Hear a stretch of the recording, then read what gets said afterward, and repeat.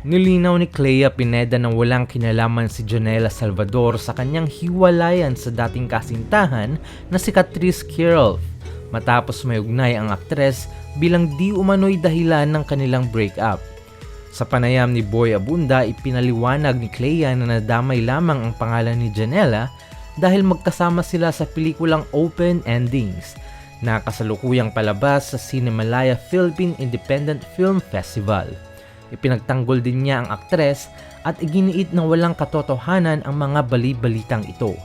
Dagdag pa ni Clea, maraming dahilan ang naging ugat ng kanilang hiwalayan, ngunit tiniyak niyang hindi kabilang si Jonella sa isyung ito at walang third party na sangkot. Nang tanungin naman siya kung posible bang mahulog ang loob niya kay Jonella, sinabi ng aktres na wala namang dahilan para hindi niya ito magustuhan. 3 buwan na mula nang pumutok ang balitang naghiwalay sila ni Catrice.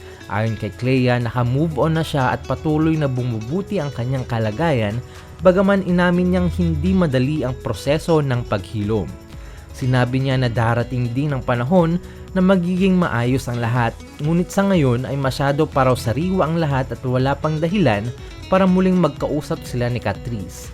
Ginagalang din umano niya ang proseso ng pagbangon ng kanyang dating kasintahan.